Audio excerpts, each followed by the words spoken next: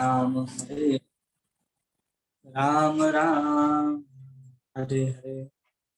ओम नमो भगवते वासुदेवाय। ओम नमो भगवते वासुदेवाय। ओम नमो भगवते वासुदेवाय। नारायणं नमस्कृत्यं नरं चैव नरोत्तमं देवीं सरस्वतीं व्यासं ततो जयामुदीरये। नष्टप्रायेषु भद्रेषु नित्यं भागवत सेवया भगवती उत्तम श्लोके भक्तिर्भवति नैष्टिके। कृष्णाय वासुदेवाय देवकी नंदनाय च नंदगोपकुमाराय गोविंदाय नमो नमः। ओम अज्ञानतिमिरान्धस्य ज्ञानाञ्जनशलाकया चक्षुर्मिलितं येन तस्मै श्रीगुरवे नमः। श्रीचैतन्यमनोभीष्टं स्थापितं येन भूतले स्वयं रूपकदा मह्यं ददाति स्वपदान्तिकं। नमः ओं विष्णुपादाय कृष्णपृष्ठाय भूतले श्रीमते भक्तिवेदांत स्वामी इति नामिने। नमस्ते सारस्वते देवे गौरवाणी प्रचारिणे निर्विशेष शून्यवादी पाश्चात्य देशतारिणे। नमो महावदन्याय कृष्ण प्रेम प्रदायते कृष्णाय कृष्ण चैतन्य नामिने गौरवे नमः। जय श्री कृष्ण चैतन्य प्रभु नित्यानंद श्री अद्वैत गदाधर श्रीवासादि गौर भक्तवृंद। हरे कृष्ण कृष्ण कृष्ण हरे हरे, हरे राम राम राम हरे हरे। गुरुवे गौरचंद्राय राधिकाय तदालय कृष्णाय कृष्ण भक्ताय नमो नमः। हरे कृष्णा। आप सभी वैष्णवों का, भागवतों का इस भागवत संघ में बहुत बहुत स्वागत है और अभिनंदन है। हम लोग श्रीमद् भागवतम के प्रथम स्कंद के 8वें अध्याय के ऊपर चर्चा कर रहे हैं। इसमें महारानी कुंती की स्तुति प्रस्तुत की गई है, जिसमें अपने विनम्रता को, अपने ज्ञान को, अपने सौभाग्य को महारानी कुंती अपनी स्तुतियों के माध्यम से प्रकट कर रही हैं। तो हम लोगों ने पिछले दिनों में देखा था कि कैसे 4 कारण बताती है जिसके कारण व्यक्ति भगवान के भक्ति में कभी भी लग नहीं पाता है। 4 कारण क्या है? जन्म, ऐश्वर्य, श्रुति, श्री। जन्म, ऐश्वर्य, श्रुति और श्री, 4 कारण है। जन्म, उच्च कुल में अगर किसी का जन्म होता हो तो भी उसके अहंकार के कारण वो भगवान की भक्ति नहीं कर पाता है। दूसरा कारण है कि ऐश्वर्य, अगर उसके पास किसी प्रकार का ऐश्वर्य आ जाता है तो उस ऐश्वर्य के कारण भी वो भक्ति नहीं कर पाता है। और फिर श्रुत, अगर बहुत ऊंची शिक्षा उसने प्राप्त कर ली हो तो शिक्षा को प्राप्त करने पर भी वो व्यक्ति जो है वो भगवान की भक्ति नहीं कर पाता है। और फिर है श्री, कि उसके पास अगर बहुत सुंदरता प्राप्त हो गया हो, उसका शरीर बहुत अच्छा हो, देखने में सुंदर हो, तो अपने सुंदरता के अहंकार में भी कोई व्यक्ति भजन नहीं कर पाता, भगवान के पास नहीं जा पाता। अब यहाँ पर कह रही हैं कि 4 कारण को बताती। अब ये 4 कारण को देखा जाए तो हम लोगों ने इन 4 कारणों को बहुत विस्तार से समझा था, लेकिन उसको देखा जाए तो यहाँ पर जन्म की बात की जाए तो कितने श्रेष्ठ कुल में पांडवों का जन्म हुआ है। उनके पास श्रेष्ठ जन्म भी है, उनके पास ऐश्वर्य भी है। अर्जुन जैसा धनुर्धारी विश्व में उस समय कोई नहीं था, भीम जैसा गदाधारी उस समय कोई नहीं था, युधिष्ठिर जैसा धर्मराज, युधिष्ठिर जैसा भाला चलाने वाला व्यक्ति उस समय कोई नहीं था धरती में। नकुल और सहदेव जितने बड़े औषधि के ज्ञाता थे या फिर अलग अलग प्रकार के घोड़ों के ज्ञाता थे, वैसे कोई भी नहीं थे। उसके बाद भी इतना सब कुछ उन्हें प्राप्त था, इतना ऐश्वर्य उनके पास प्राप्त था। अर्जुन देखने में इतना सुंदर था कि स्वर्ग की अप्सरा भी उसे कहती थी कि आज मैं आपकी सेवा करना चाहती हूँ। मतलब इतने सुंदर होने के बाद भी पांडवों के अंदर, अर्जुन के अंदर, द्रौपदी के अंदर भगवान के प्रति भक्ति है। तो इसको समझना है कि किस तरह के ऐश्वर्य की बात हो रही है। ऐश्वर्य होना बहुत बड़ा बात नहीं है। ऐश्वर्य के मद में अगर आप गिर जाते हैं तो ऐश्वर्य आपको फंसा रहा है। आपका उच्च कुल, आपकी उच्च शिक्षा आपको वहां पर गिराने का काम करती है। इसलिए कभी भी ऐसा नहीं सोचना है कि हमारे पास इतनी ऐश्वर्य है, इतना सुंदरता है, इतना मैंने पढ़ा है तो सब बेकार है। बेकार कुछ भी नहीं है। अगर हम उसके माध्यम से कृष्ण की सेवा कर पाते हैं तो इस जीवन में जो कुछ भी प्राप्त है हमें, वो कोई भी वस्तु बेकार नहीं है। बस हमारी योग्यता होनी चाहिए कि हम उस चीज को कैसे भगवान कृष्ण की सेवा में लगाएं। अब इतना बड़ा धनुर्धर, देखिए उसने कैसे अपने आप को कृष्ण की सेवा में लगाया है, सब कुछ किया है। अगर स्वयं माता कुंती की बात करें तो इनको वरदान था कि जिस भी देवता का मंत्र कहेंगी वो देवता उनके सामने उपस्थित हो जाएगा तुरंत। ऐसा नहीं कि बहुत सालों तक तपस्या करनी पड़ेगी, फिर साल में एक देवता प्रकट होगा, ऐसा नहीं। जिसका भी वो नाम लेंगे वो सब प्रकट हो जाएगा। ऐसा ऐश्वर्य, ऐसा शक्ति प्राप्त है महारानी कुंती को। और ये सब शक्तियां प्राप्त होने के बाद भी वो कहती हैं कि आपको कौन जान सकता है। तो आखिरी श्लोक में कह रही थी वो कि त्वाम अकिंचन गोचराम, कि आपको केवल एक अकिंचन व्यक्ति, एक निष्ठ से जो व्यक्ति पहुंचता हो, जिसको भौतिक दृष्टि से किसी प्रकार का कोई सरोकार ना हो कि हमें धन चाहिए, ऐश्वर्य चाहिए, मान चाहिए, वही भगवान कृष्ण को पहचान सकता है। और हम लोगों ने इस चीज को देखा भी कि इतना सब कुछ होने के बाद भी महारानी कुंती अपने आप को विनम्र कह रही है और कह रही कि कथम पश्चिम ही स्त्री, कि एक स्त्री किस प्रकार से भगवान को समझ पाएंगी। तो इसके आगे इसी अकिंचन को यहाँ पर प्रस्तुत करते हुए कह रही है माता कुंती, श्लोक संख्या 27 में, अध्याय 8 स्कंद 1। नमो अकिंचन वित्ताय निर्वित्त गुणवृत्तये आत्मा रामाय शांताय कैवल्य पते नमः। कह रहे नमो अकिंचन वित्ताय, मैं आपको प्रणाम करती हूँ। किसको प्रणाम करती हूँ? आपको। क्यों ऐसा कह रही है? वे किसको प्रणाम कर रही है? अकिंचन वित्ताय। अकिंचन मतलब होता है वित्ताय, मतलब अकिंचन मतलब किसी प्रकार का, वित्ताय मतलब धन ना हो, किसी प्रकार का वित्त धन ना हो।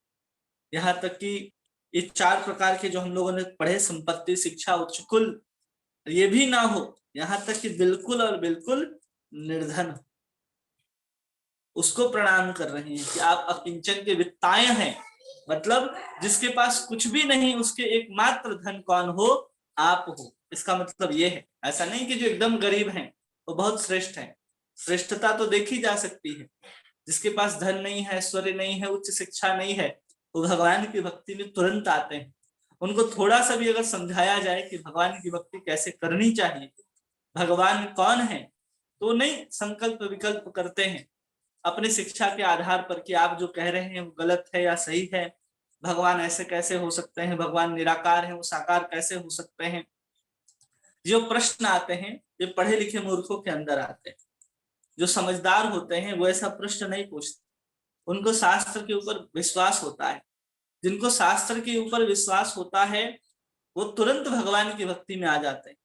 उनको किसी प्रकार की मानसिक बौद्धिकता का अभ्यास नहीं करना पड़ता कि अरे सब शास्त्र पढ़ने के बाद, सब गीता वेद पुराण पढ़ने के बाद हमें पता चलेगा कि नहीं, हमें भगवान की भक्ति करनी चाहिए, तब वो स्वीकार करेंगे। या फिर उनको ऐसा नहीं लगेगा कि पूरा जीवन धन कमाने के लिए जाना है। धन के साथ 13 दोष आते हैं। अगर किसी के पास धन है तो 13 दोषों से ग्रसित रहता है।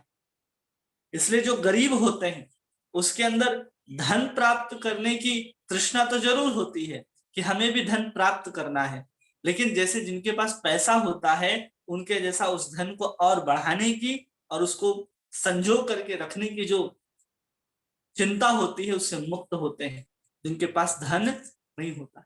इसलिए उनके पास अधिक समय है जो भगवान की भक्ति में लग सकते हैं, भगवान के कोई भी सेवा में वो लग सकते हैं। जिनके पास धन नहीं होता है, धन नहीं होने का बहुत बड़ा लाभ है।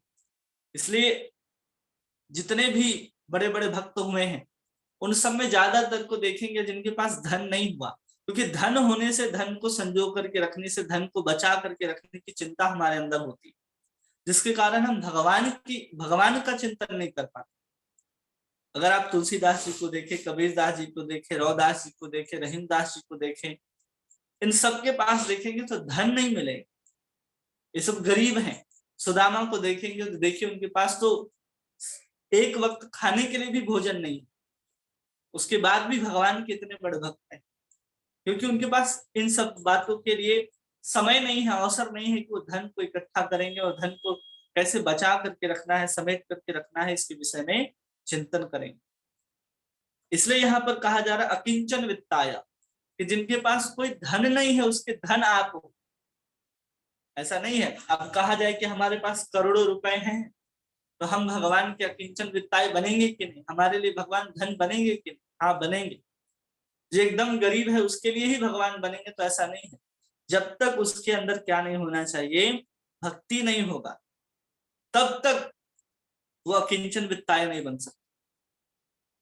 उसके आगे कहते हैं ना निर्वृत्त गुण वृत्तये, जो सारे भौतिक क्रियाओं से निवृत्त हो गया हो, उसको धन की आवश्यकता नहीं है, किसी अन्य कार्य की आवश्यकता नहीं है, और पूर्ण रूप से जब भगवान के ही ऊपर आश्रित हो, तब हम कह सकते हैं कि नमो अकिंचन वित्ताय।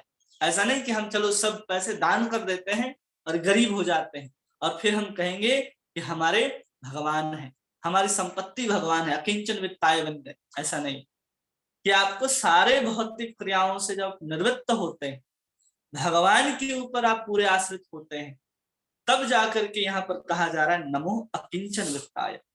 केवल गरीब होने से अगर योग्यता प्राप्त हो जाती कि हमारे धन भगवान हो गए, तो इतने सारे गरीब हैं कि पूरे के पूरे भारतवर्ष में देखेंगे तो करोड़ों लोग गरीब हैं, उन सबके धन भगवान होने चाहिए। लेकिन उसके लिए यहाँ पर एक आगे कह रहे हैं कि निर्वित्त गुण वृत्तये, कि जितने प्रकार के भौतिक क्रियाएं हैं उन सबसे निवृत्त होना चाहिए,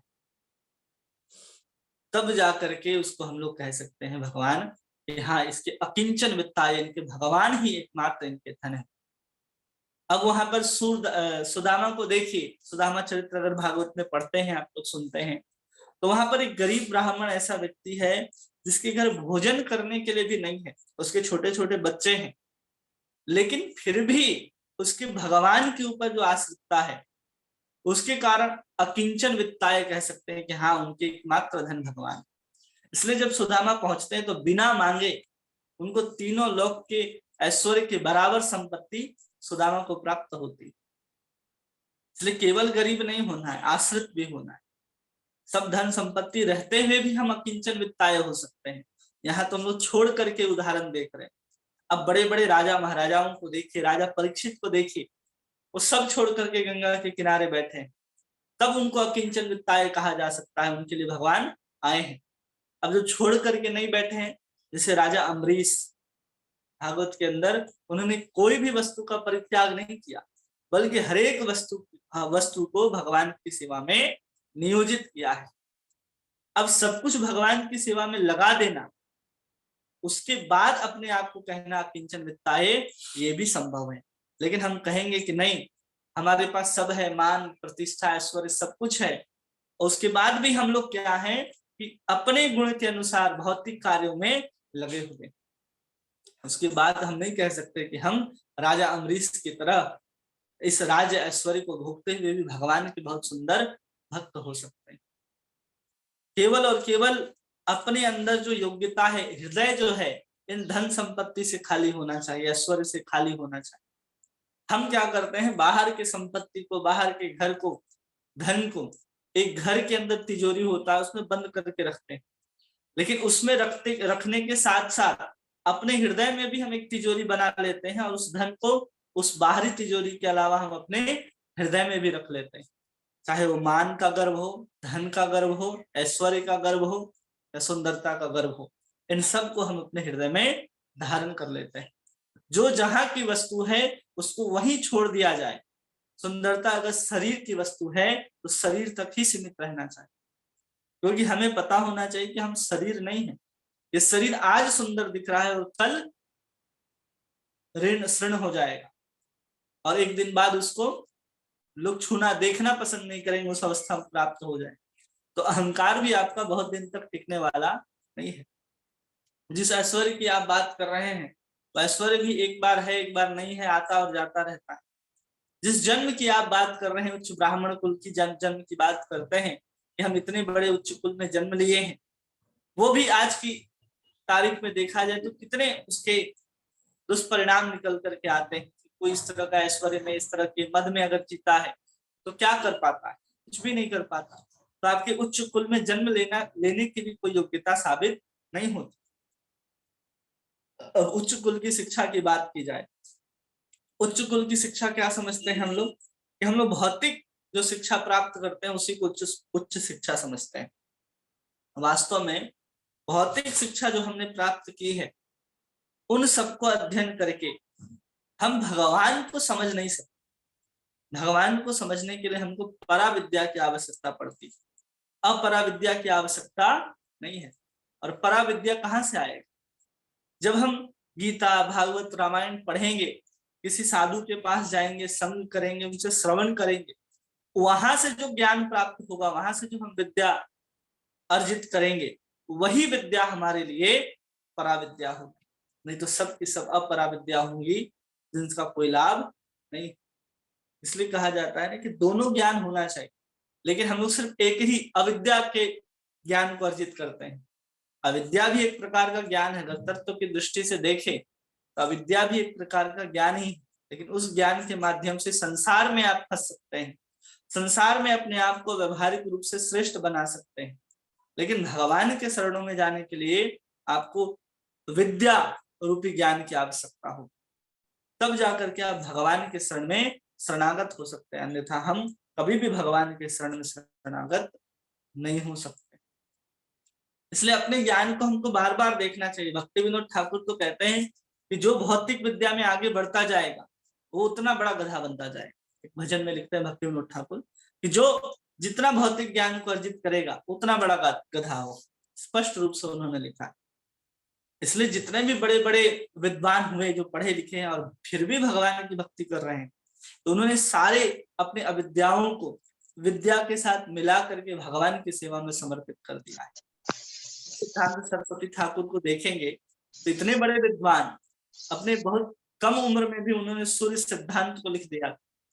जितने भी वेद पुराण हैं उन सबको उन्होंने कंठस्थ कर लिया था, और उसके बाद भी कलकत्ता के बहुत बड़े एक यूनिवर्सिटी में उन्होंने गणित की शिक्षा प्राप्त की थी। साधारण नहीं था उस समय कोई इतना बड़ा गणित का विद्वान हो और सूर्य सिद्धांत जैसे ग्रंथ को लिख दे। इसलिए अपने जीवन में जितनी भी योग्यता है उन सबको हमें क्या करना है? भगवान की सेवा में लगाने का प्रयास करना है। तभी जाकर के इन योग्यताओं को हम निर्वृत्त गुणवृत्त कर सकते हैं। जितने भी हमारे गुण हैं उन सबको क्या करना है? उन गुणों को हम लोग को वृत्तये, उसके प्रति स्नेह, उसके प्रति जो आसक्ति है उसको न रखते हुए हमको भगवान की सेवा में लगा देना है। तब यहाँ पर कहेंगे माता कुंती नमो अकिंचन वित्ताय निर्वृत्तः गुणवृत्तये, हमको निवृत्त हो जाना है गुणवृत्ति। हम लोगों के अंदर जो गुणवृत्ति है कि हम अपने स्वभाव के अनुसार कुछ भी करना चाहते हैं, हमारे पास कुछ भी है उसके अनुसार हम सब कुछ करना चाहते हैं, लेकिन अहंकार में रह करके करना चाहते हैं कि अरे हमारे पास तो धन है, हमारे पास तो योग्यता है, हम कर ही लेंगे। अगर कोई व्यक्ति ऐसा सोचता है तो कभी भी अकिंचन वित्ताय नहीं, उस जो कुछ भी हो रहा है जीवन में, जो कुछ भी करेगा वो सब भगवान की प्रसन्नता के लिए और भगवान की शक्ति से संपादित किया जाएगा। केवल श्रेय आपको मिलेगा। अर्जुन इतना बड़ा योद्धा होने के बाद भी भगवान केवल यही कहते हैं उसको कि निमित्त मात्र भव सब्यसाची, कि तुम निमित्त मात्र बनोगे।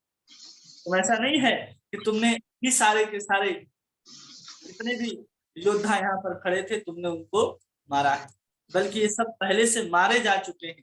तुम केवल तीर चलाओ अर्जुन और अपने मान, अपने सम्मान को अर्जित करो, केवल निमित्त बन जाओ। यहाँ अर्जुन ने इतना बड़ा युद्ध जीता है, बस यही योग्यता, यही श्रेय भगवान देना चाहते हैं हर किसी को। लेकिन हम उस श्रेय को नहीं चाहते। हम कोई भी कर्म करते हैं वो सही हो जाए तो हमारे द्वारा किया गया है, और गलत हो जाए तो भगवान के ऊपर दोष देते हैं कि भगवान की वजह से ये सब हो रहा है। जबकि वास्तव में भगवान के द्वारा कोई भी कार्य जो होता है वो भक्त का ही कार्य भगवान के द्वारा होता है। जब तक हम गुण के अंदर आवृत्त रहेंगे और सोचेंगे कि जो कुछ भी हो रहा है भगवान के द्वारा हो रहा है हमारे जीवन में, तो ऐसा नहीं। उसके लिए आपको गुणों से ऊपर उठना पड़ेगा। भौतिक गुण से ऊपर उठ करके जब हम भगवान की भक्ति करते हैं तब जाकर के समझना चाहिए कि हमारा एक एक चीज जो है वो भगवान के ऊपर आश्रित है और भगवान ही करते हैं। जब तक हम भौतिकता में ग्रस्त हैं, हमारे द्वारा किया गया कर्म ही प्रारब्ध के रूप में आता है। जब वो प्रारब्ध के रूप में बदल करके आता है तब हमें तकलीफ होती है। तो इससे हमें गुण से ऊपर उठना होगा, और गुण से ऊपर उठने के लिए हम लोगों ने प्रथम स्कंद के दूसरे तीसरे अध्याय में विस्तार से चर्चा की है, जिसमें हृदय ग्रंथि कैसे छूटता है, कैसे निष्ठा फिर आसक्ति के मार्ग में हम लोग आगे बढ़ते हैं। तो धीरे धीरे हम लोगों का जो शरीर और आत्मा की ग्रंथि है, जो वास्तव में ग्रंथि है ही नहीं, वो भ्रम है, क्योंकि आत्मा कभी भी इस शरीर के साथ बंध नहीं सकता। अगर बंधा होता तो बहुत विशेष प्रकार के तरीका से खोला जाना चाहिए। लेकिन भगवान बार बार क्यों कहते हैं कि असंग शस्त्रेण दृढ़ेन छित्त्वा, कि केवल तुम अनासक्ति के तलवार से उसे काट सकते हो। क्योंकि शरीर और आत्मा जो है वो ग्रंथि के रूप में नहीं बंधा है, वो भ्रम के रूप में बंधा है। हम केवल मान लेते हैं कि हमारा शरीर है और हम उसके अंदर बैठे हैं। वास्तव में आत्मा को सिर्फ वहां पर ऐसे रखा गया है, जैसे कोई दीपक है, वो दीपक कहीं जल रहा हो तो कितना सावधानी से हम उसको उठा करके एक जगह से दूसरे स्थान पर ले जाते हैं। उसमें अगर पूरा तेल भरा हो और उसकी जो बाती वो भी हिल रही, तो कितनी सावधानी के साथ उसको एक स्थान से दूसरे स्थान तक ले जाते हैं। वैसे ही आत्मा भी हमारे हृदय के अंदर रहती है। पांचों प्राण के ऊपर वो आत्मा जो है वो खेल कर रही होती है।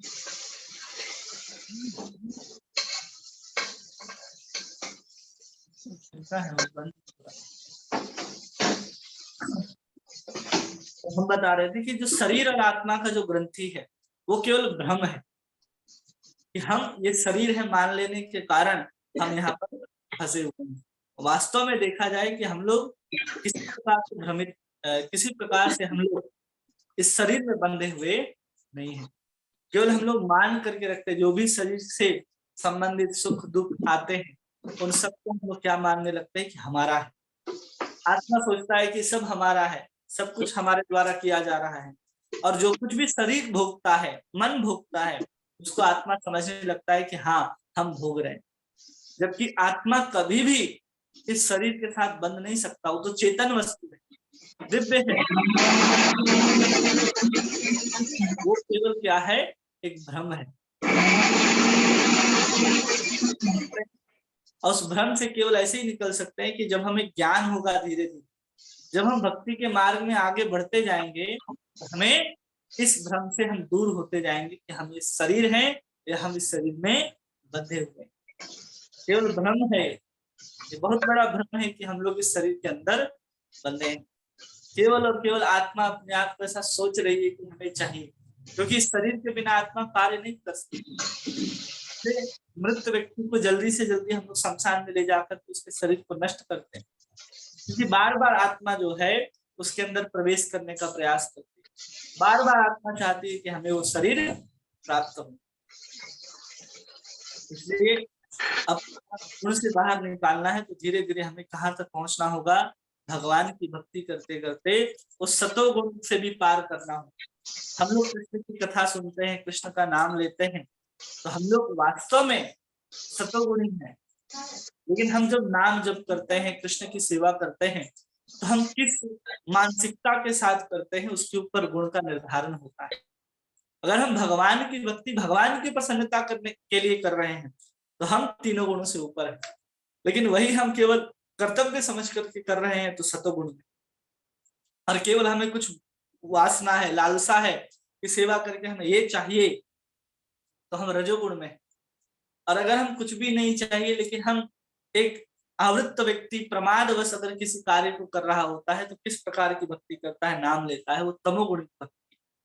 तो वही यहाँ पर के नमो अकिंचन वित्ताय निर्वित्तः गुणवृत्तये। हम लोगों को जितने प्रकार के भौतिक गुण हैं, उन कार्य हैं, उन सबसे अगर निवृत्त हो जाते हैं, तब जाकर के हम लोगों के जो वित्त होंगे, हम लोगों के एकमात्र धन होंगे, तो भगवान कृष्ण होंगे। और फिर आगे कहते हैं आत्मा रामाय शांतये कैवल्य पतये नमः। एक बार अकिंचन वित्ताय कहती हैं और अंतिम में कहती हैं कैवल्य पतये नमः। कैवल्य पति मतलब अद्वैतवादियों के भी स्वामी, उसको भी यहाँ पर कैवल्य कहा जाता है। जिसको ब्रह्म साहित्य की मुक्ति चाहिए, उनके भी स्वामी आप ही हो। और यहाँ कहते आत्मा रामाय शांतये, जो आत्म संतुष्ट हो, जो अपने आत्मा में ही रमण करता हो, जो बिल्कुल शांत हो, परम शांत हो, उसके भी पति, उसके भी आधार भगवान कृष्ण आप ही। इसलिए यहाँ पर दो दो बार भगवान हरि को, भगवान कृष्ण को माता कुंती प्रणाम करती है। पहले में बोलती है नमो अकिंचन वित्ताय और अंत में कहती है कैवल्य पतये नमः। दो प्रकार से प्रार्थना कर, दो प्रकार से नमस्कार करती। अब बहुत बार देखेंगे तो केवल और केवल माता कुंती नमस्कार ही कर रही है। नमः पंकज नाभाय, नमः पंकज मालिने, वहां भी प्रणाम हो रहा है। उसके पहले भी श्लोकों में देखेंगे तो सिर्फ और सिर्फ माता कुंती प्रणाम ही कर रही है, हाथ जोड़ करके खड़ी है। उनको पता है कि हमारा भतीजा है, हम उनके बुआ हैं, फिर भी देखिए किस प्रकार के शब्दों को लेकर के महारानी कुंती प्रार्थना कर रही है। और इतना सब कुछ होने के बाद अपने प्रति अकिंचनता को कैसे प्रदर्शित कर रही है कि हमारे भी धन केवल आप ही, कि आप चले जाओगे तो हमारे पास कुछ भी नहीं रहेगा। ये बात उन्होंने पहले ही समझाई है कि आपके कारण ही हमारे जीवन में जितने प्रकार के दुख थे, संताप थे, उन सबसे हम निवृत्त हो पाए। हमारे पास कुछ भी नहीं था, आप हो तो हमारे पास इतना बड़ा राज्य, इतना बड़ी राजधानी, इतना बड़ा सब कुछ उपलब्ध है, केवल और केवल आपकी कृपा से। ये उनको पता है, इसलिए वहां पर कह रहे हैं कि मेरे भी जो वित्त हो, धन हो, केवल और केवल आप ही हो।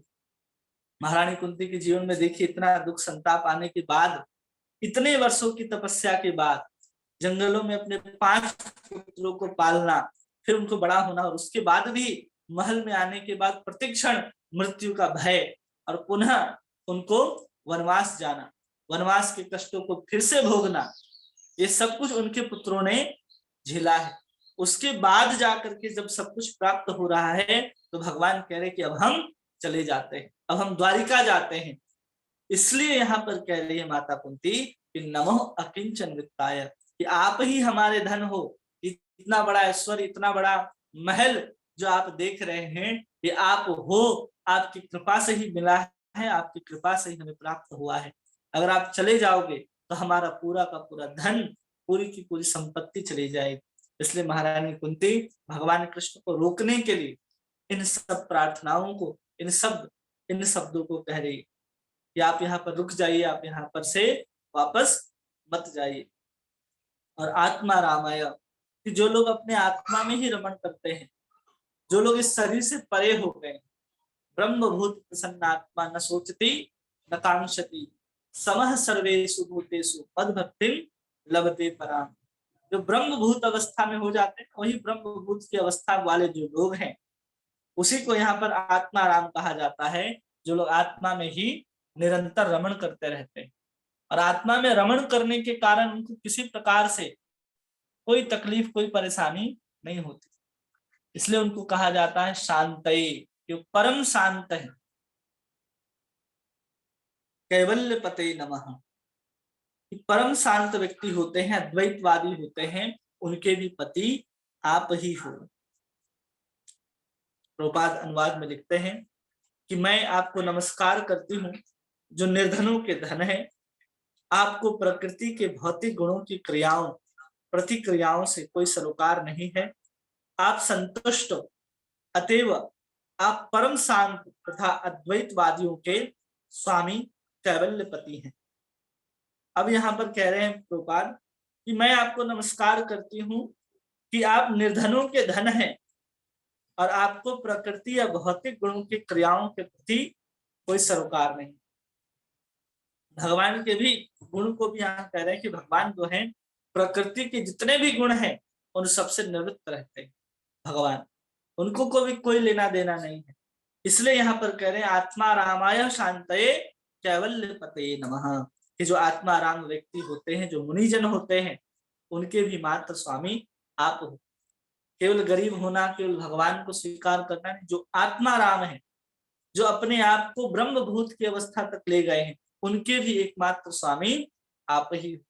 क्योंकि भगवान कृष्ण स्वयं कहते हैं कि ब्रह्म भी जो है मेरे ही आश्रय में अधिष्ठान करता है, उसकी प्रतिष्ठा मेरे रहते हुए ही। इसलिए जो आत्मा राम है, जो निराकारवादी है, उनके लिए भी आश्रय भगवान कृष्ण ही है। तात्पर्य में प्रभुपाद कहते हैं, प्रभुपाद ने तात्पर्य इसका बहुत लंबा दिया है, इसको हम समझते हैं। यदि जीव के पास कुछ भी ना रहे तो वह समाप्त हो जाता है। कह रहे हैं अगर जीव के पास कुछ भी ना रहे तो समाप्त हो जाता है। अतः वास्तव में देखा जाए तो जीव पूर्ण रूप से परित्यागी नहीं हो सकता है। अगर देखा जाए तो सब कुछ छोड़ करके जीव कभी भी जीवित नहीं रह सकता।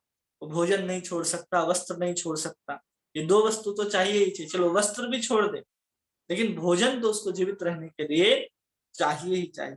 तो पूर्ण रूप से परित्यागी नहीं हो सकता। यदि जीव कुछ त्याग करता है तो कुछ और भौतिक महत्वपूर्ण उपलब्धि के लिए ऐसा करता है। अगर मनुष्य किसी चीज को छोड़ रहा है तो उसके पीछे उसका उद्देश्य है कि नहीं, हम इसको छोड़ करके कुछ बड़ी चीज को प्राप्त करेंगे।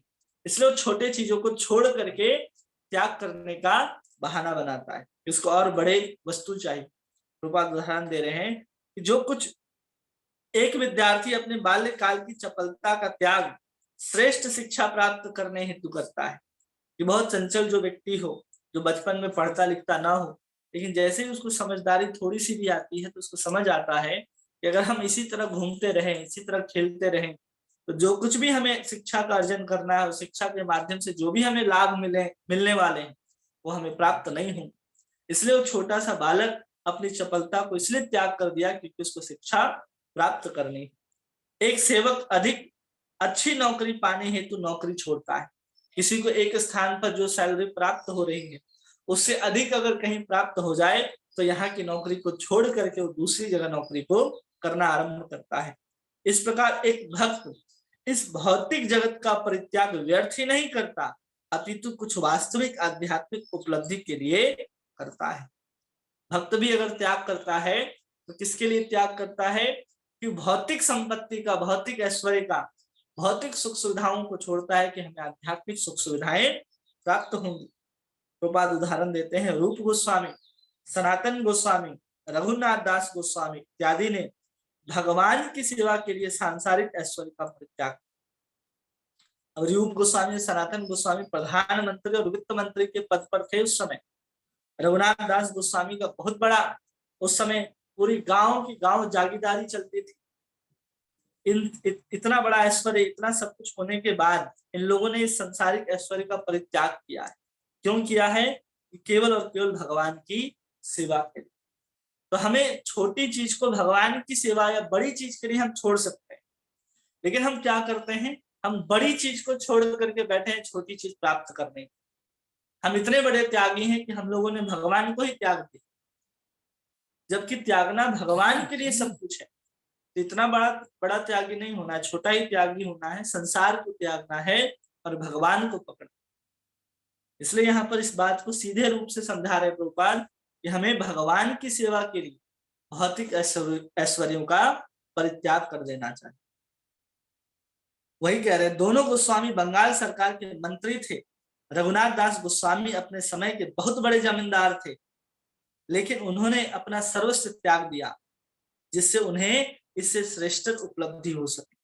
भक्तगण अपने सामान्य संपत्ति विहीन होते हैं, लेकिन भगवान के चरण कमल उनके गुह्यतम कोषागार होते हैं। कि भक्त अगर सामान्य रूप से गरीब भी दिखाई दें तो गरीब नहीं होते, उनके लिए एकमात्र संपत्ति भगवान के चरण कमल ही होते हैं।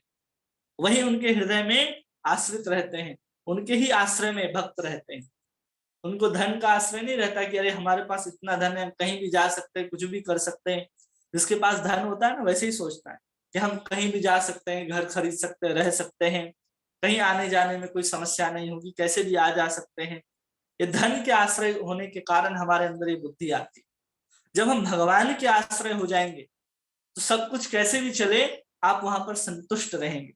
भगवान के चरण कमल की को ही अपना संपत्ति माने। ये तब होगा जब हमारे पास संपत्ति भगवान के लिए हो। लेकिन हम लोग कहते हैं कि चलो भगवान भी है लेकिन हमारा संपत्ति भी तो कोई चीज है, हम उस संपत्ति से हम अपनी सुविधा बना लें। उस संपत्ति से हम कभी नहीं सोचते कि हम भगवान के लिए कोई मंदिर, कोई आश्रम, कोई भक्त की सेवा, इस तरह के कार्य कर सकते हैं। हम हमेशा क्या कहते हैं, इस धन के माध्यम से अपनी सुविधा को हम इकट्ठा करेंगे। आगे कह रहे हैं, श्रील सनातन गोस्वामी के संबंध में एक अत्यंत सुंदर कथा है कि उनके पास एक पारस पत्थर था। एक पारस पत्थर था। पारस पत्थर समझते हैं, जिसे किसी भी लोहे को स्पर्श कराया जाए तो वो क्या बन जाता है, सोना बन जाता है। ये बहुत प्रसिद्ध कथा है। तो एक ब्राह्मण था, जो उस भगवान शंकर जी की उपासना करता था। वो कहा कि हमें बहुत अच्छी वस्तु चाहिए, कहाँ मिलेगी। तो भगवान शंकर ने प्रकट होकर के कहा कि तुम ऐसा करो कि तुम चले जाओ वृंदावन, और वृंदावन में एक सनातन गोस्वामी होंगे, उनके पास चले जाना। अब वो ब्राह्मण चला जाता है सनातन गोस्वामी के पास। सनातन गोस्वामी अपने द्वादश टीला के ऊपर भजन कर रहे होते हैं और वहां पर कुछ लेखन का काम कर रहे होते हैं। ब्राह्मण पहुंचता है, पूछता है कि भगवान शंकर ने कहा है कि आपके पास बहुत कुछ दिव्य वस्तु है जिससे हमें बहुत सारा धन प्राप्त हो सकता है। तो सनातन गोस्वामी कहते हैं हाँ है। तो बोले कहाँ है। बोलते जाओ उधर कूड़े में जाकर के देखना, जहाँ बहुत सारे कूड़े का भंडार लगा है वहां पर हमने उसको रखा है। वो तुरंत उठ जाता है, वहां से जाता है, पहुंचता है, देखता है एकदम कूड़ों से, मल मूत्र से लिपटा हुआ वो पारस पत्थर है। उसको साफ करता है और ले जा करके अलग अलग यमुना के किनारे घूम रहा है, सब कुछ कर रहा है। कुछ भी लोहा का वस्तु उठा करके उसको सोना बना करके अपने झोले में भरता जा रहा है। जब ऐसा करते करते सुबह से शाम हो गया तो उसके मन में एक बात आई कि जो व्यक्ति पारस पत्थर को ऐसे कूड़े में फेंक करके रख सकता है और चुपचाप बैठ करके वहां पर भगवान का हरि का नाम ले रहा है, मतलब इससे भी कोई श्रेष्ठ वस्तु उसके पास है। इसलिए उसने पारस पत्थर को ऐसे कूड़े में फेंक करके रखा है। वो ब्राह्मण पहुंचता है वापस, बोलता है कि आपके पास कोई और भी श्रेष्ठ वस्तु है क्या, क्योंकि आपने इस पारस पत्थर को जब कूड़े में फेंक करके रखा है तो जरूर आपके पास इससे भी कोई श्रेष्ठ वस्तु हो। सनातन गोस्वामी कहते हैं कि जाओ इसको फेंक करके आओ, जब यमुना में तब बताएंगे। वो सोचते हुए जाता है कि हम पारस पत्थर हमें प्राप्त हो गया है जिससे हम बहुत बड़े ऐश्वर्य को प्राप्त कर सकते हैं, हर वस्तु को सोना बना करके बहुत धनी हो सकते हैं। ऐसा सब कुछ वो सोचता रहा और ऐसा सोच करके यमुना के किनारे पहुंचता है। यमुना के किनारे पहुंचता है और फिर भी उसके मन में शंका हो रही है कि नहीं फेंकना चाहिए कि नहीं फेंकना चाहिए।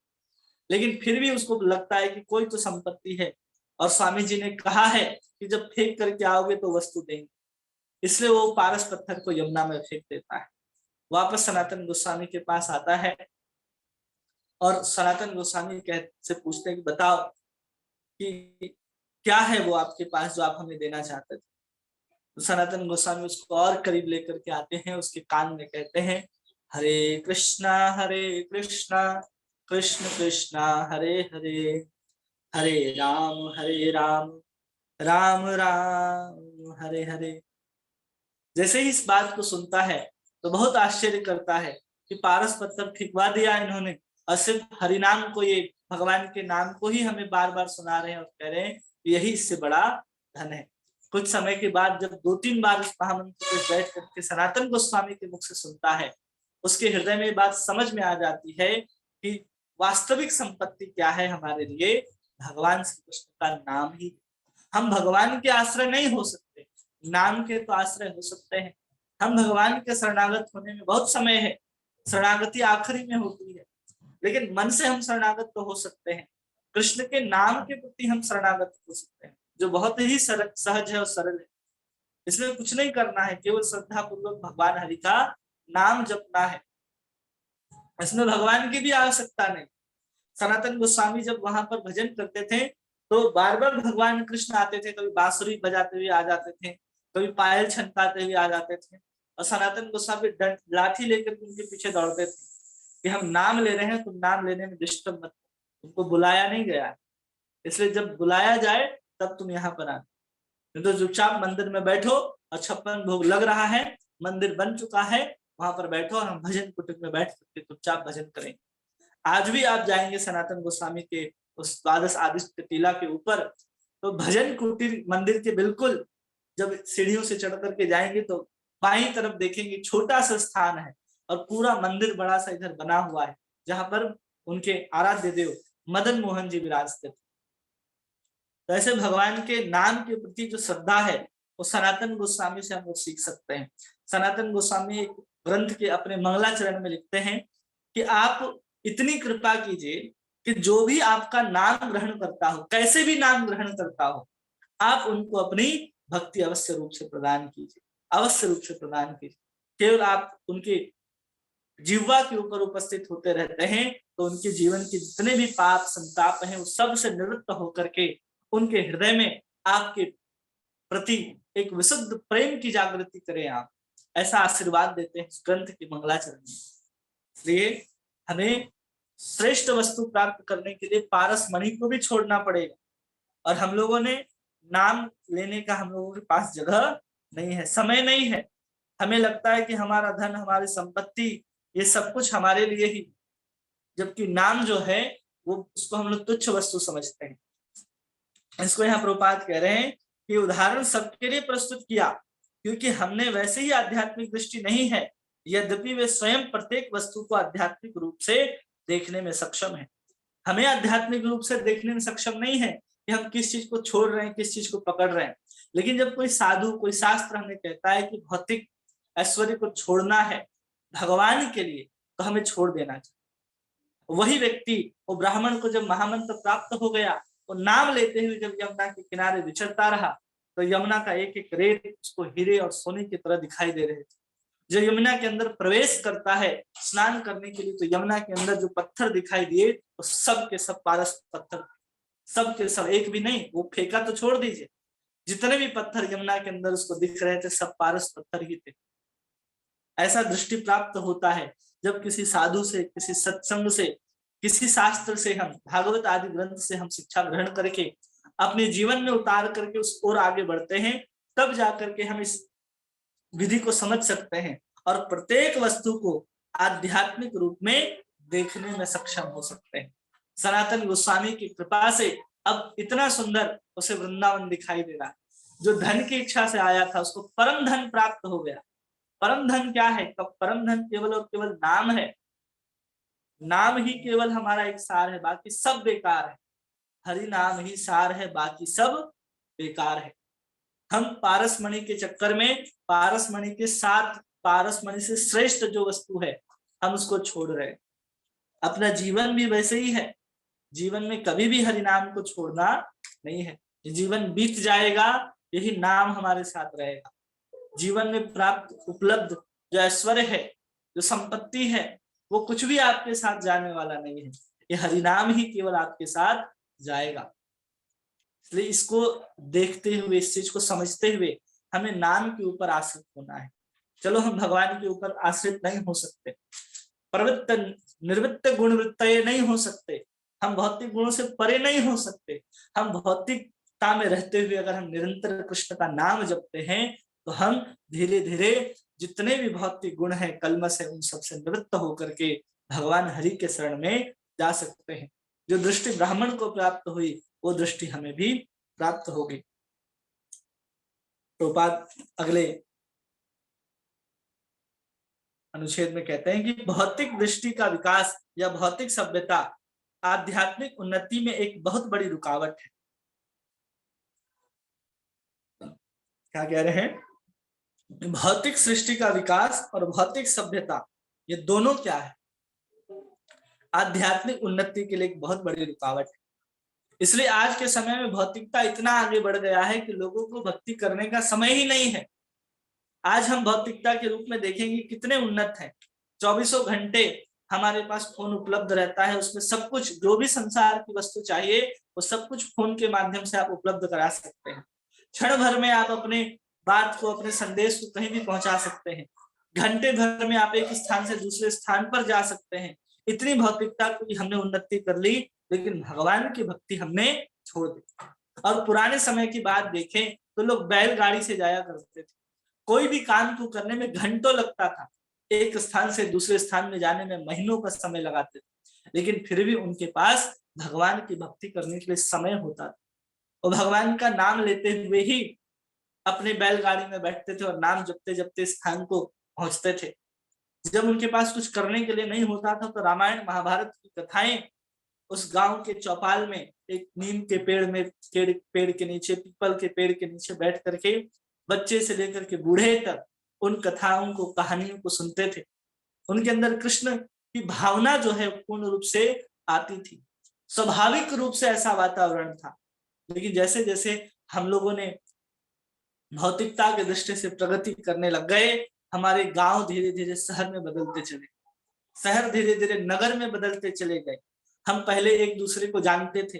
एक व्यक्ति अपने ही घर में बैठ करके एक एक गांव के व्यक्ति का नाम, उनका घर का पता, सब कुछ नक्शा बना सकता था। आज आपको कहा जाए कि आपके बिल्डिंग में 20 फ्लैट हैं, केवल उन 20 फ्लैटों में रहने वाले व्यक्ति का नाम आप लिख लीजिए अपने घर में, अपने फ्लैट में रह करके, तो आप नहीं लिख पाएंगे। ना आपकी इच्छा होगी कि हम एक एक दरवाजे में जाकर खटखटाएं और फिर उनसे पूछे या उनको बताएं कि हमारे यहाँ कुछ प्रोग्राम है, हमारे यहाँ कुछ ऐसा अनुष्ठान हो रहा है, जैसे कृष्ण कथा हो, शादी समारोह हो, उसमें भी कोई नहीं जाता। उसके लिए जिस सोसाइटी में लोग रहते हैं, उस सोसाइटी के लोग ही एक प्रोग्राम, गेट टुगेदर करवाते हैं कि लोग एक दूसरे को जान पाए कि आपके सामने वाले फ्लैट में, आपके नीचे वाले फ्लोर में कौन रहता है। इस तरह के आयोजन कराने पड़ते हैं। सोशल मीडिया के माध्यम से हम सोचते हैं कि सब हमको जानते हैं, ये हमारे पड़ोसी है, ये है, ये इस देश में रहता है, लेकिन वास्तव में हम लोग भौतिकता में उन्नति करते जा रहे हैं और आध्यात्मिकता से दूर होते जा रहे हैं। इसलिए भौतिकता का उपयोग हम जब आध्यात्मिक प्रगति के लिए करने लग जाएं, तब समझना चाहिए कि हमने वास्तविक में भौतिकता को प्राप्त करके उसका सदुपयोग किया है। नहीं तो हमारा उपयोग, यही मोबाइल, हम उपयोग नहीं कर रहे, ये मोबाइल ही हमें उपयोग कर रहा है। जो धन संपत्ति जो हम देखते हैं, उसका लोभ जो दिखता है ना कि 50% ऑफ, और आप तुरंत उसमें चले जाते हैं और सामान को खरीद करके ले आते हैं। आपकी इच्छा नहीं थी, उसने आपको मजबूर कर दिया कि आप वहां पर जाकर के सामान को खरीद लें। क्यों? क्योंकि वहां पर डिस्काउंट मिल रहा था। हम अपने हिसाब से चल ही नहीं रहे। जो समाज, जो देश चला रहा, जो परिस्थिति हमें चला रहा, उसके अनुसार हम चलते जा रहे। और फिर हम कहते हैं कि हम भगवान के शरण में क्यों नहीं जाते।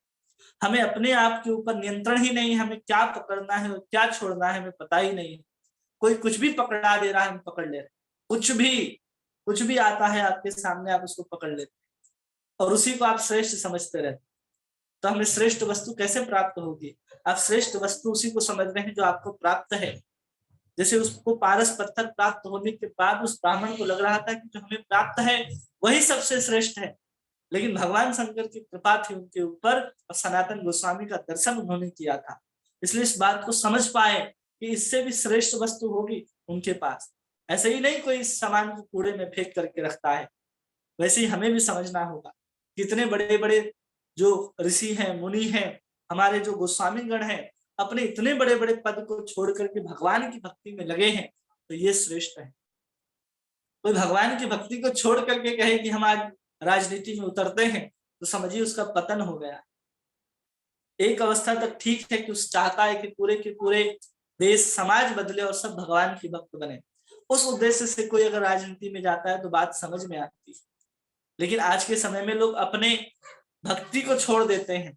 उस भक्ति में 16 माला करने का अगर समय नहीं होता है तो 8 माला ही करते हैं, बाकी समय वो धन अर्जन करने में लगाते हैं और कहते हैं हमारे पास तो समय ही नहीं है कि हम भगवान की इतनी माला को जप कर सकें। क्योंकि आपके अंदर और हमारे अंदर ये बुद्धि ही नहीं है, महत्व बुद्धि, कि नाम श्रेष्ठ है या संसार श्रेष्ठ है।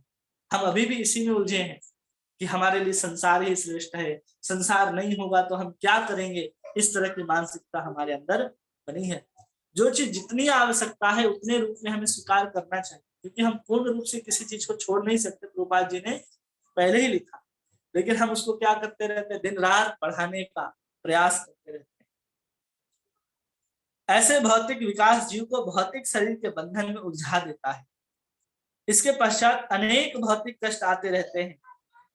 ऐसी भौतिक प्रगति अनर्थ अथवा अवांछित वस्तु कहलाती है। ऐसी भौतिक प्रगति या कष्ट क्या है? अनर्थ या अवांछित वस्तु है। वास्तव में है भी ऐसा ही। वर्तमान समय में भौतिक प्रगति के प्रसंग में 50 सेंट अर्थात आधे डॉलर दाम वाली लिपस्टिक का उपयोग का नाम लिया जा सकता है। ऐसी अनेक अवांछित वस्तुएं हैं जो भौतिक मानसिकता के से उत्पन्न है।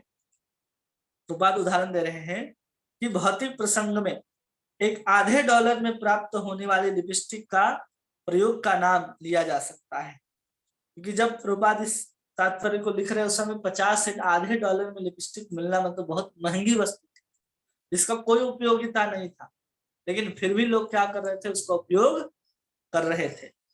तो अनेक अवांछित वस्तु हैं जो भौतिक मानसिकता के कारण ही उत्पन्न होती है। जो जितना भौतिकता में ग्रस्त रहेगा वो अपने जीवन में उतने अवांछित वस्तुओं को जोड़ता चला जाए। जिसके पास उपयोग से ज्यादा या जरूरत से ज्यादा सामान है, जरूरत से ज्यादा इच्छाएं हैं, तो समझना चाहिए वो भौतिकता से ग्रस्त है। इसे जितना आवश्यकता है उतने ही सामान, उतनी ही संपत्ति हमारे पास होनी चाहिए। अनेक अवांछित वस्तुओं की ओर मन लगाने से मनुष्य की शक्ति व्यर्थ नष्ट होती है। जब हम अपने अवांछित वस्तु के ऊपर मन लगाते हैं तो हमारी शक्ति नष्ट होती है। हम कृष्ण के ऊपर अगर चिंतन लगाएंगे तो हमारी आध्यात्मिक शक्ति बढ़ती है। लेकिन जब हम भौतिक वस्तुओं के ऊपर अपने मन को, अपने समय को, अपने चेतना को लगाते हैं तो हमारी आध्यात्मिक शक्ति धीरे धीरे कम होने लगती है। इसलिए जो भौतिकता में जितने ग्रस्त रहते हैं उनके शकल को देख करके ही आपको लगेगा कुछ गड़बड़ है। ऐसा लगेगा कि बहुत बड़ा कोई दुख, बहुत बड़ा कष्ट इसके जीवन में आ गया है। और जो भगवान की भक्ति करते हैं उनके अंदर एक अलग उत्साह दिखाई देता है, क्योंकि आध्यात्मिक शक्ति से परिपूर्ण होते हैं। हमें भी अपने जीवन में अगर आध्यात्मिक शक्ति से परिपूर्ण होना है तो हमें केवल और केवल भगवान में ही अपने मन को लगाना होगा, तब हमारी शक्ति बचेगी। चाहे हम भौतिकता में कोई भी कार्य कर रहे हैं, हम लोग कपड़े खोलने के लिए ड्रॉवर भी खोलते हैं तो हम लोग वहां पर चिंतन करने लग जाते हैं कि आज लाल पहनना है कि पीला पहनना है, कि ये कल पहने थे, ये उनके शादी में पहने थे, आज फिर कैसे पहने। तो उसमें हमारी चिंता वहां पर नष्ट हो जाती, हमारी शांति नष्ट हो जाती, हमारी शक्ति वहां पर नष्ट हो जाती है और आत्म साक्षात्कार भी प्राप्त नहीं हो पाता, जो मनुष्य जीवन की प्रमुख आवश्यकता है। जो मनुष्य जीवन की क्या है? प्रमुख आवश्यकता है कि हमें भगवान के पास जाना है। चंद्रमा तक पहुंचने के प्रयास शक्ति के अपव्यय का दूसरा उदाहरण है कि अगर हम मनुष्य चंद्रमा तक जा रहे हैं तो अपनी शक्ति का हम लोग क्या कर रहे हैं? अपव्यय, बर्बादी कर रहे हैं। क्योंकि चांद तक अगर पहुंच भी जाए तो वहां पर से पहुंचने से हमारे जीवन की समस्या हल नहीं होगी। जीवन की समस्या है जन्म, मृत्यु, जरा और व्याधि। चांद में जाकर के आप जन्म, मृत्यु, जरा, व्याधि के झंझट से बाहर नहीं निकल सकते हैं। इसे समय की बर्बादी है कि अगर कोई चांद में गया, मंगल में गया, धन भी गया, शक्ति भी गया, सब कुछ गया, आप वहां जाकर के कुछ नहीं कर सकते। कभी भी सभ्यता, मानव की सभ्यता आपकी वहां पर बसने वाली नहीं है, चाहे कितना भी आप प्रगति कर ले वैज्ञानिकता के रूप में। लेकिन हमारी जो संस्कृति है, हमारी जो मूल स्थान है रहने का, उसको छोड़ करके हम चांद में जाकर के अपनी बस्ती नहीं बसा सकते। आगे कह रहे हैं कि भगवान के भक्त अकिंचन कहलाते हैं।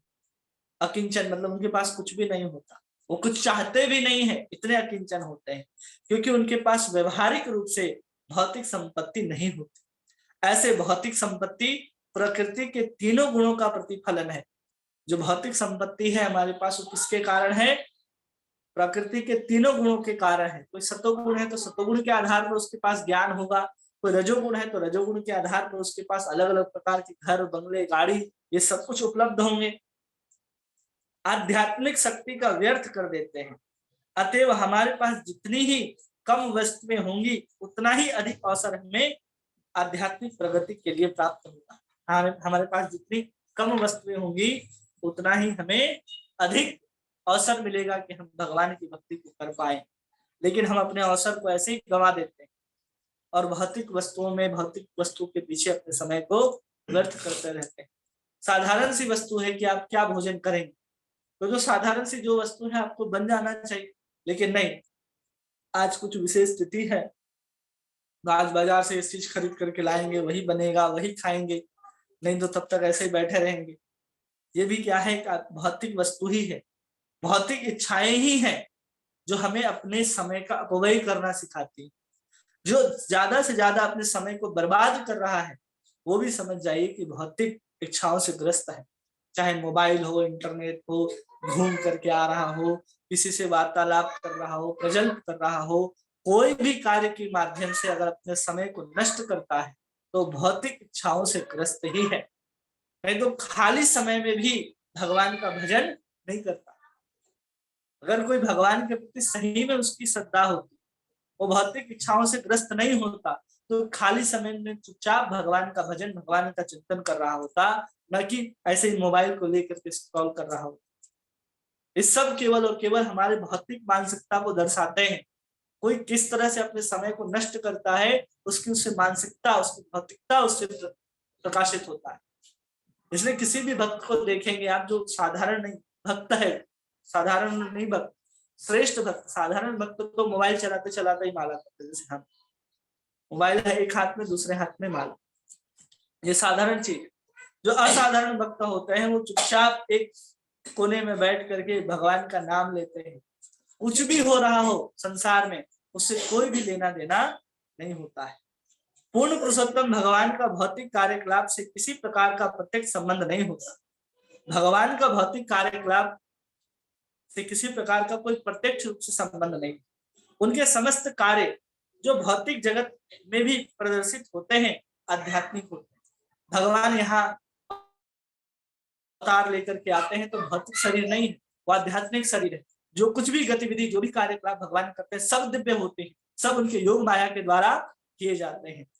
इसलिए वो सब दिव्य कहे जाते हैं, आध्यात्मिक कहे जाते हैं।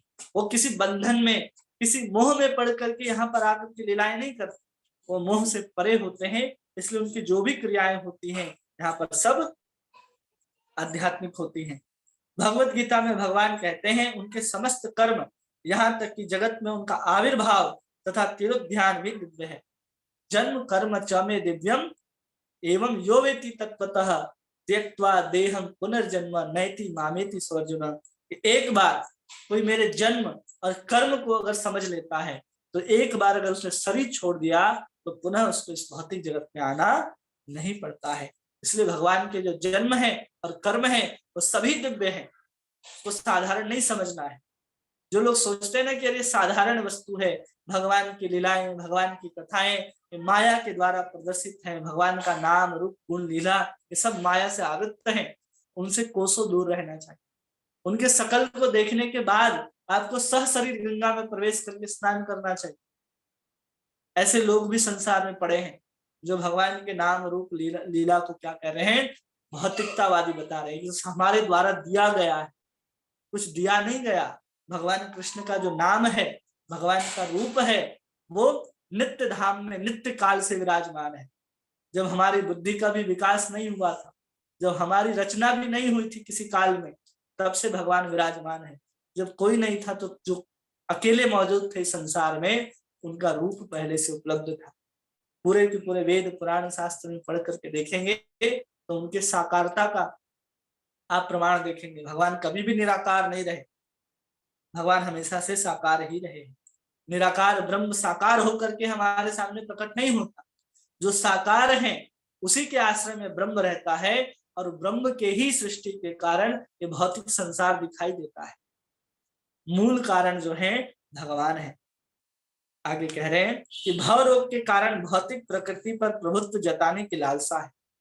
भव रोग होने के कारण हम प्रकृति पर प्रभुत्व जताते हैं।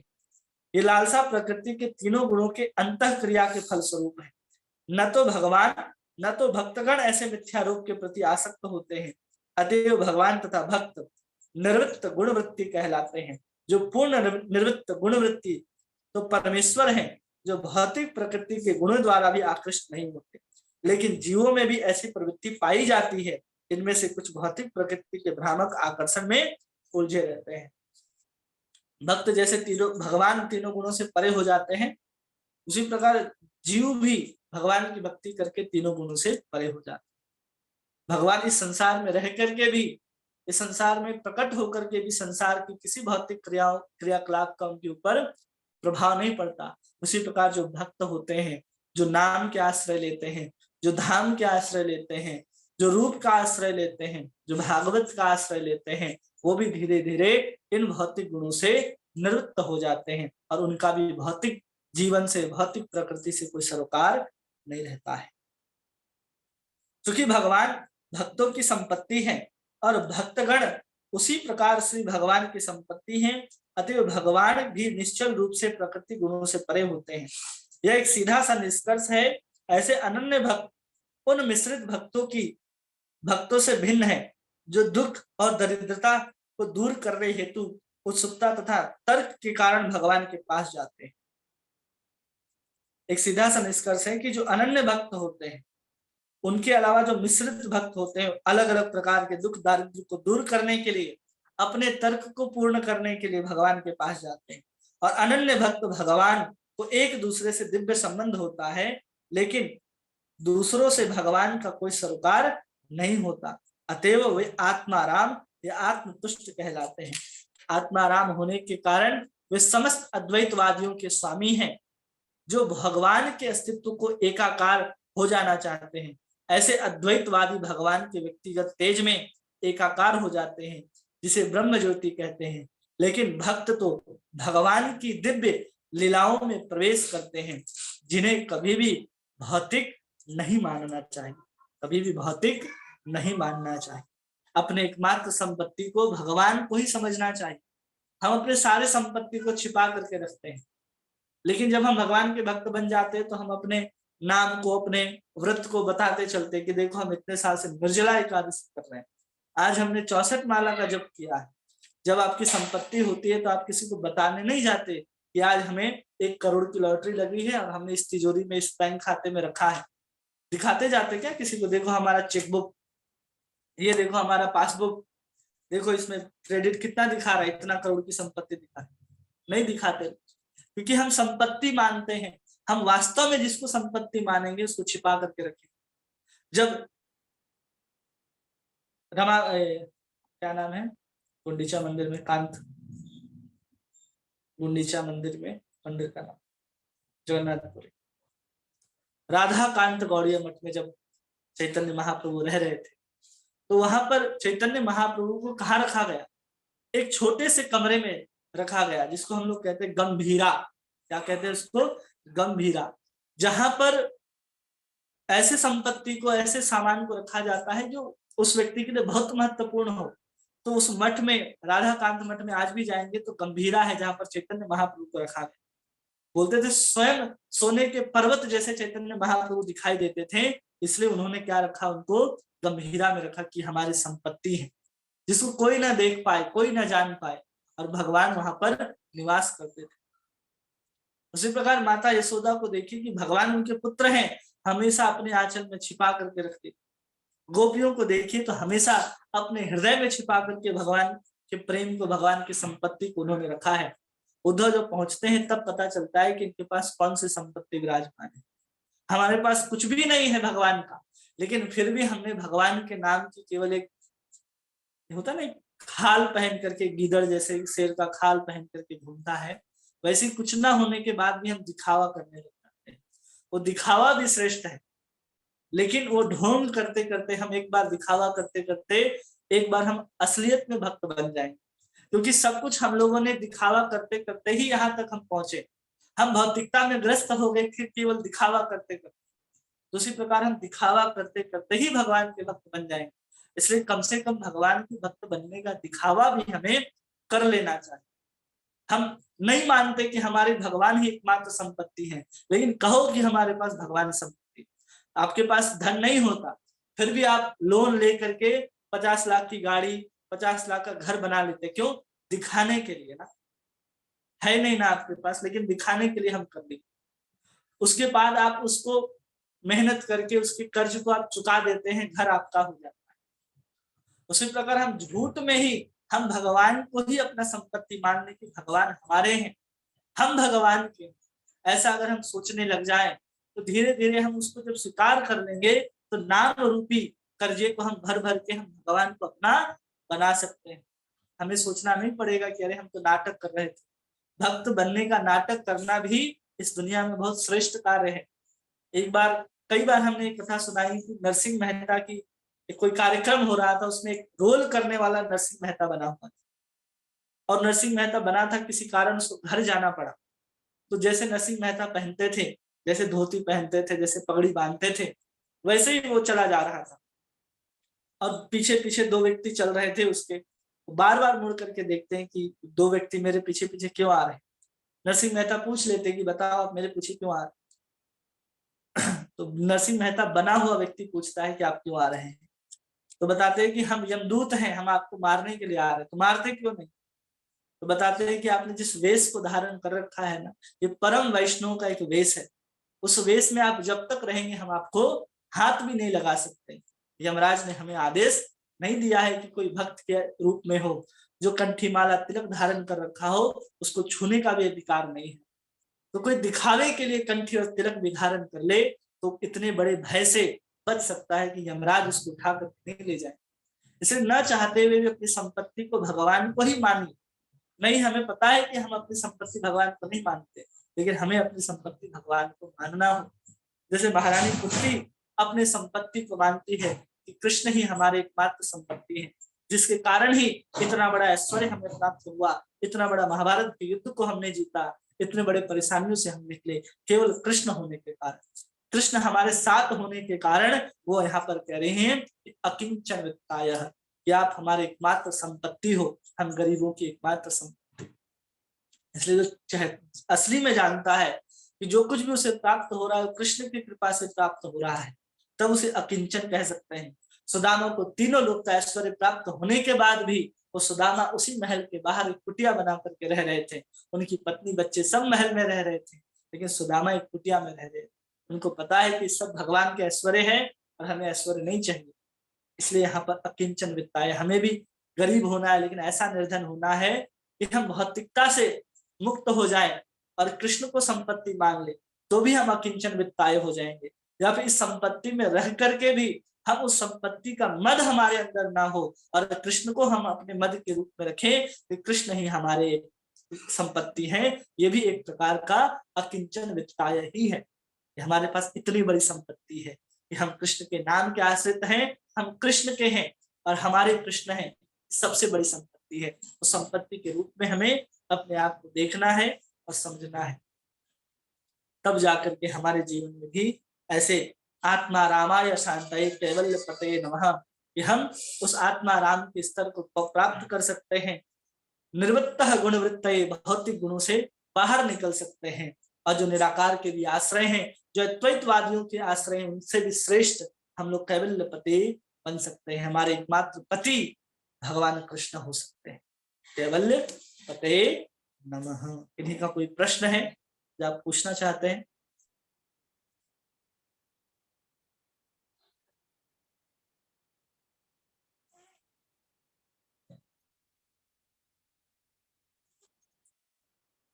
हरे कृष्णा।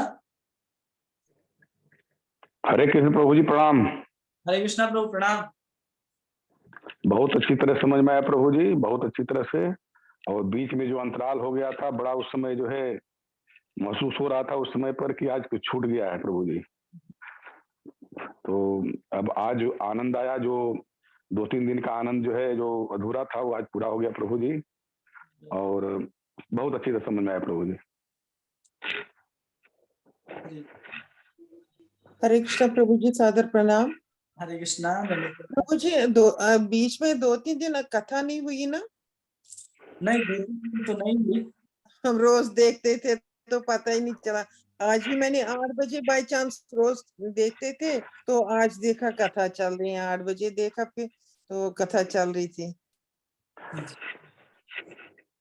चलेगी, अभी यहाँ पर है, जब तक चलेगी, फिर जाएंगे कहीं तो जाने आने में जो समय लगता है ना, उसी में केवल ब्रेक होता है। थोड़ा मैसेज प्रभु जी, मेरा एक रिक्वेस्ट है, मैसेज होना चाहिए कि आज नहीं हो गया तो नहीं तो हम बार बार देखते हैं, फिर जब देखना होता है तो उस दिन पता नहीं चलता है प्रभु जी।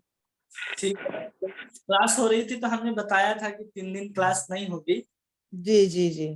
लेकिन मैसेज नहीं गया। हम अबर से प्रयास करेंगे कि मैसेज जब क्लास हो तो भी मैसेज डाला जाएगा, और नहीं हो तो भी मैसेज डाला जी जी जी प्रभु जी, जी। हरे कृष्णा प्रभु जी। हाँ।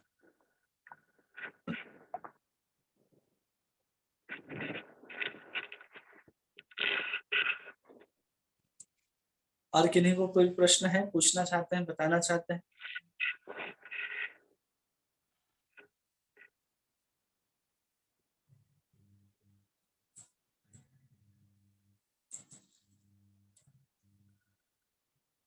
प्रिया माता जी हैं, वंदना माता जी हैं,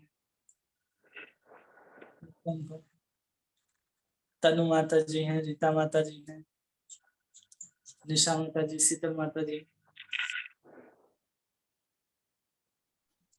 हरे कृष्णा प्रभु जी, दंडवत प्रणाम। हरे कृष्ण। नमस्कार। और प्रभु जी आप सही सलामत ढंग से मतलब सब सही रहा, पहुंच गए आप हाँ, इस सही टाइम सलामत तो। 1:30 में पहुंच गए हम। अच्छा जी, इस टाइम सुनीता माता जी बहुत भाग्यशाली हैं सच में, जिनके घर में आप विराजमान हो। इतने मतलब उच्च कोटि के वैष्णव वहां पे हैं और सुनीता माता जी को ये सौभाग्य मिला है। बहुत अच्छा लग रहा है प्रभु जी, मतलब आप घर में उनके हो, सही में बता रही हूँ, मतलब मुझे बहुत अच्छा लग रहा है कि अच्छा। तो ऐसा होना चाहिए।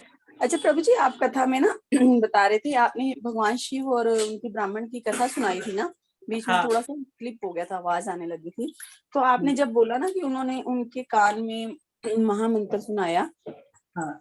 तो एकदम से उनकी प्रवृत्ति चेंज हुई ब्राह्मण की, या मतलब किस कैसे उसको ये? सनातन गोस्वामी के मुख से अगर कोई महामंत्र सुनेगा उसकी वृत्ति चेंज नहीं हुई, सनातन गोस्वामी का है और वो महामंत्र का है। जी जी जी, मतलब ब्राह्मण एकदम से संतुष्ट हुआ आपके कहने का मतलब, ये साथ साथ उसने उसका मतलब सब वो हो गया। हाँ, एक ही उसको दिव्य वृंदावन का दर्शन होने लग गया।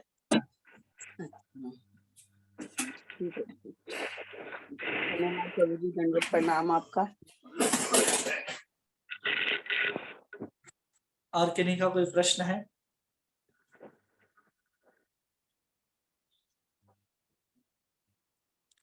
डॉक्टर वरुण शुक्ला जी।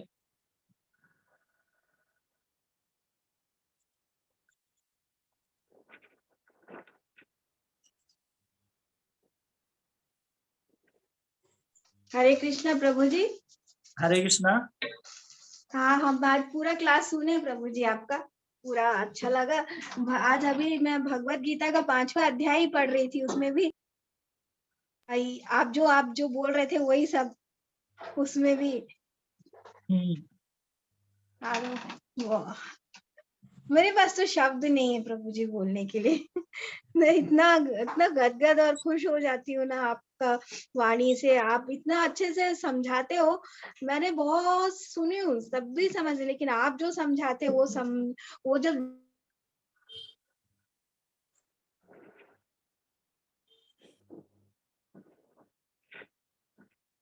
आवाज गायब हो गई।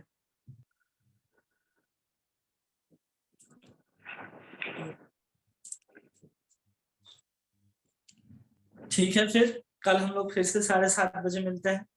शाम में तो कोई क्लास नहीं है। जब हम लोग का भगवत गीता शुरू होगा, भगवत गीता का सबके पास उपलब्ध हो गया हो, जिसको जिनको करना है वो रजिस्ट्रेशन कर ले, क्योंकि 4 ही रजिस्ट्रेशन अभी तक आए हैं और इतने दिन हो गए, फिर कोई रजिस्ट्रेशन का कोई मैसेज हमारे पास नहीं आया है। तो प्रयास करें कि ज्यादा से ज्यादा लोग उसको कर पाए। ठीक है, 20 तारीख से भगवत गीता कोर्स शुरू होगा। प्रभु जी क्या कह रहे हो, कितने मैसेज आए हैं? 4। अच्छा जी प्रभु जी, हम लोग तो सभी हैं ही है ना, जो हमारे ये ग्रुप है, तो आप हमें एक डेट रख दो ना प्रभु जी, हम उस डेट में रजिस्ट्रेशन करवा देते हैं। जब भी करवा लीजिए। ठीक एक है। डेट रख दो प्रभु जी, ऐसे तो फिर वही बात होगी ना, आगे पीछे वाला सिस्टम तो फिर वही रह जाता है। ठीक है ना, तो 15 फरवरी के पहले रजिस्ट्रेशन करा लीजिए। अच्छा ठीक है? जी, हाँ। ठीक है प्रभु जी। हाँ। हरे कृष्णा प्रभु जी, मैंने इसलिए नहीं रजिस्ट्रेशन करवाई, मुझे थोड़ा टाइम का ये चक्कर पड़ रहा है। 7 बजे वाला टाइम। शाम को जी जी प्रभु जी, तो इसलिए मैं ये गीता जी का कभी नहीं छोड़ती हूँ, मैं 3 साल से कर रही हूँ, तो लेकिन मुझे थोड़ा टाइम का चक्कर पड़ रहा है। नहीं ठीक माता है। जी, आप बिजी होते हो उस टाइम में? मैं ऑलरेडी मतलब मैं 3 साल से ना वो एक क्लास ज्वाइन किया है, वो उसी टाइम होती है, इस वजह से वो 3 अच्छा, साल से मैं कर रही हूँ। तो वो भी ऐसे ही है, 7 से 8 है क्या आपकी क्लास? जी जी जी।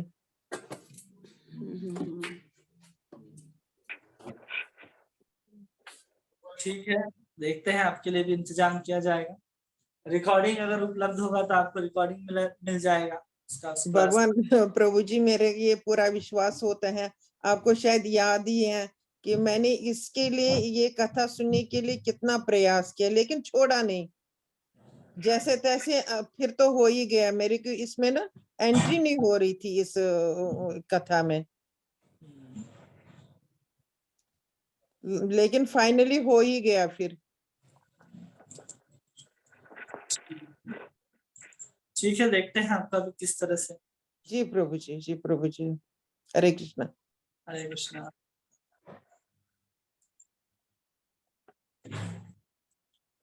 ठीक है, और किन्हीं को कुछ कहना है?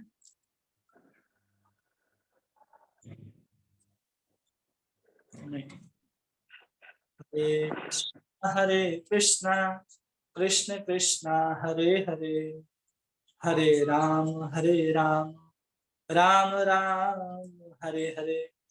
वाञ्छाकल्पतरुभ्यश्च कृपा सिन्धु वहेव च पतितानां पावनेभ्यो वैष्णवेभ्यो नमो नमः। अनंत कोटि वैष्णव वृंद की जय। नाम श्री हरिदास ठाकुर की जय। हरे कृष्ण महामंत्र की जय। सर्व वैष्णव वृंद की जय। सच्ची साई भगवान की जय। जय सखी वृंद की जय। जय जगन्नाथ दुर्गा महारानी की जय जय श्री श्री राधा रमन लाल की जय जय भागवत महापुराण की जय श्री प्रभुपाद की जय। जय बोल प्रेमानंदे हरि हरि हरि हरि बोल। हिज ग्रेस बलभद्र प्रभु जी की जय। जय। जय दंडवत प्रणाम प्रभु जी। दंडवत प्रणाम। हरे कृष्णा। हरे कृष्ण। दंडवत हरे प्रणाम। दंडवत प्रणाम। हरे कृष्ण दंडवत प्रणाम प्रभु जी। हरे कृष्णा। दंडवत प्रणाम प्रभु जी।